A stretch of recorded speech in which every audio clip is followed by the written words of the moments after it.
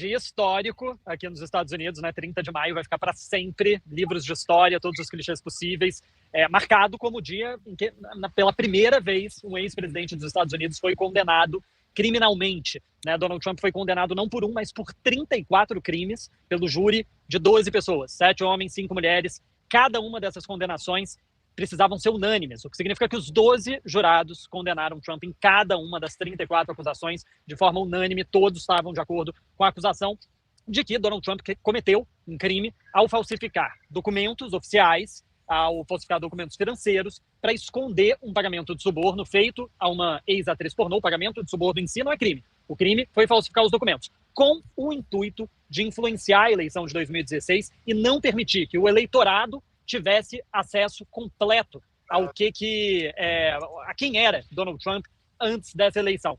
Na saída aí da corte, esse vídeo é da saída da corte, o Trump falou repetidas vezes de que o que aconteceu hoje foi uma desgraça. Ele usou a palavra desgraça 1 milhão de vezes, disse que o juiz é corrupto e falou que tudo isso está acontecendo a mando de Joe Biden com o intuito de interferir na eleição de novembro. E ele concluiu falando que o veredito real vai ser dado no dia 5 de novembro, que é o dia da eleição presidencial. Agora, esse caso contra o Donald Trump, eu mesmo não estava certo de que ele seria condenado. Eu achei que as chances ali estavam meio a meio de que ele seria condenado ou não. Hoje de manhã a gente já começou a ter alguns indícios de que ele poderia ser condenado, principalmente pelas coisas que os júris pediram do juiz. É comum, enquanto os jurados estão lá na salinha deles deliberando, eles fazerem perguntas, perguntar o que é exatamente isso da lei, pedir para ouvir novamente algum depoimento, e eles pediram para ouvir novamente uma parte do depoimento do Michael Cohen, que é o ex-advogado do Donald Trump, a principal testemunha da acusação, mas que foi muito desmerecido pela defesa de Donald Trump por 2 fatos centrais. Um, ele já mentiu sob juramento, ele já mentiu numa corte, por isso ele perdeu, inclusive, o direito de advogar nos Estados Unidos. E 2, porque ele fala publicamente sobre o desejo dele de se vingar de Donald Trump. Mas os jurados também tinham pedido acesso a outro depoimento, que era do David Packer, dono do National Enquirer, que é esse tabloide que também fez parte desse esquema.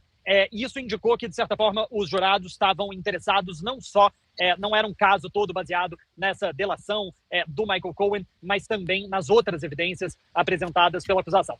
A partir de agora, Donald Trump é um criminoso condenado, é o termo, né, que se usa em inglês. No dia 11 de julho, ele vai ser sentenciado, vai caber ao juiz decidir qual vai ser o futuro de Donald Trump. A pena pode ir desde liberdade condicional com pagamento de multa até 4 anos de prisão. O Trump tem direito de recorrer, vai recorrer em liberdade, então ainda deve durar muitos meses para que alguma coisa de fato aconteça. Ele vai estar livre durante a eleição, mas esse caso pode também influenciar nos outros casos que ele responde, que são considerados muito mais graves. O caso de tentativa de permanecer no poder depois da eleição de Washington e a invasão do Capitólio, o caso de tentativa de interferência eleitoral em Atlanta, na Geórgia, e o caso dos documentos secretos que ele levou para casa depois do fim do mandato, que corre em Miami.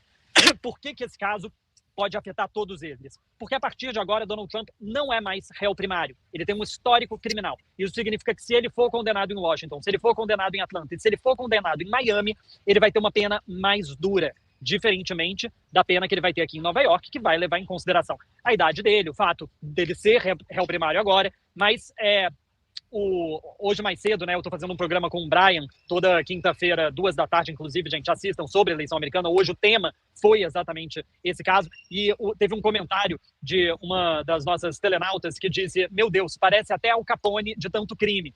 E, curiosamente, esse caso também parece muito Al Capone, né, porque Al Capone cometeu todos os crimes que ele tinha para cometer e foi preso por um furo no imposto de renda, já diria, né, a música do Raul Seixas.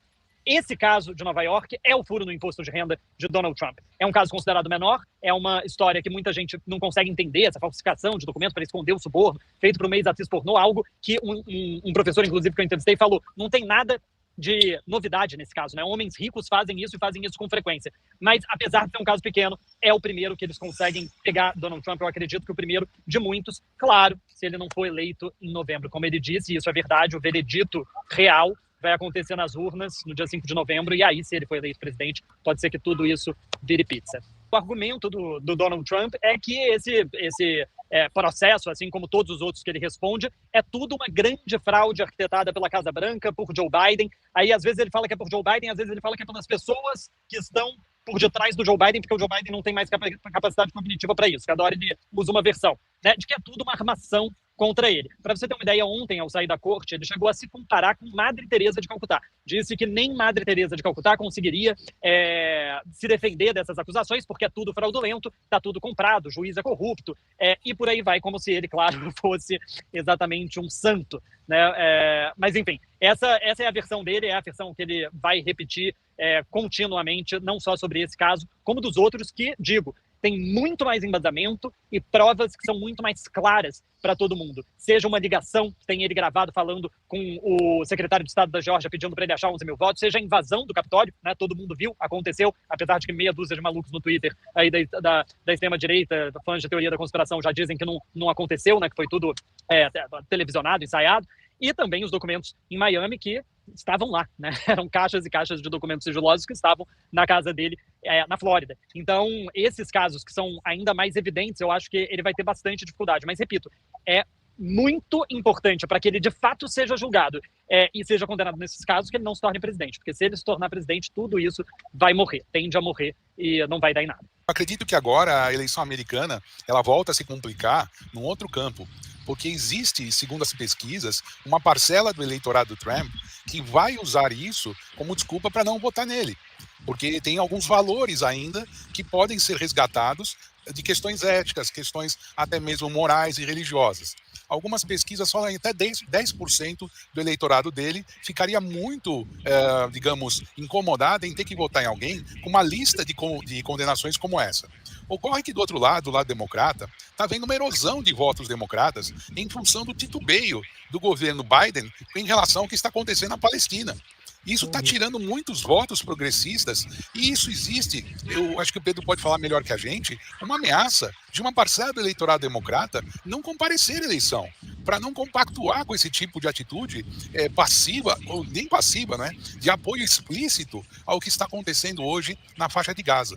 Então eu acho que nós temos uma eleição, pela primeira vez, muito indefinida ainda, e ao mesmo tempo com erosões dos dois lados. Esse processo erosivo nos votos dos dois lados pode ser talvez o definitivo, que era mais ou menos o que a gente já sabia, né, Andréa? Que realmente o que ia decidir era a menor rejeição e não a melhor candidatura. Olha, sem sombra de dúvidas, James, assim, primeiro focando em Biden, né, eu acho que ele já perdeu uma parcela do eleitorado que ele não consegue reconquistar mais por conta da questão da Palestina. Quer dizer, conseguir ele até consegue, se ele decidir romper relações com Israel, se ele resolver virar da água para o vinho, o que não vai acontecer, né? Então, ele perdeu esse eleitorado, não tem o que ele faça. Eu não acho que esse eleitorado vai sair para votar em Joe Biden. Existe uma parcela? Sim, que eu acho que ainda pode mudar de ideia, principalmente olhando para Donald Trump falando, consegue ser pior. Né? Trump está falando de deportar todos os estudantes que se manifestam contra Israel, a favor da Palestina. Então, eu acho que ainda pode existir um voto útil, mas tem uma parcela considerável que não vai sair para votar, e se sair, vai ser para votar num candidato de terceiro partido, independente, alguém que represente essa causa. Agora, para o Biden, sem sombra de dúvidas, é assim, um sopro de esperança essa condenação. Porque as pesquisas, inicialmente, estavam mostrando que mais da metade dos republicanos considerariam não votar em Trump se ele fosse condenado. Agora, como eu disse, esse é o processo mais capenguinha dos quatro. Né? Aquele processo que muita gente nem entende exatamente o que diz respeito. As pesquisas mais recentes que foram feitas falando exclusivamente desse processo dão esse número aí, né? Em torno de 26% do eleitorado eleitoral fala que pode mudar o voto, a depender dessa condenação, e entre os republicanos fica aí, em torno de 10%. Se o Trump perde 5% dos votos dos republicanos numa eleição apertada, acabou. Ele não tem como vencer a eleição.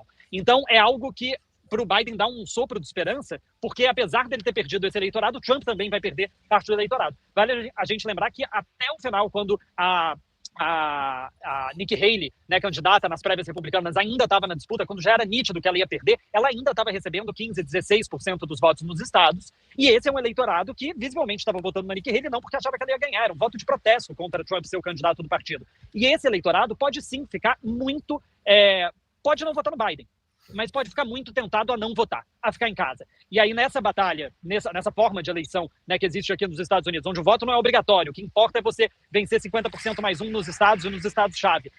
Fazer com que o eleitor do seu adversário não vote é tão ou mais importante do que fazer com que ele vote em você. Então, eu não tenho dúvidas de que isso é algo que vai mudar muito, e vai mudar muito também o tom do Biden. Ele falou já, inclusive, que a decisão da justiça precisa ser respeitada. Eu acho que ele vai tender a ficar agora mais agressivo contra o Donald Trump. A campanha dele, inclusive, estava decidindo se eles iam começar a se referir a Donald Trump como criminoso condenado, que é uma das possibilidades que eles estão pensando aí de tática. Então, eu acho que isso vai mudar o jogo. Lembrando que no fim, agora, do mês que vem, a gente tem o primeiro debate da eleição, né?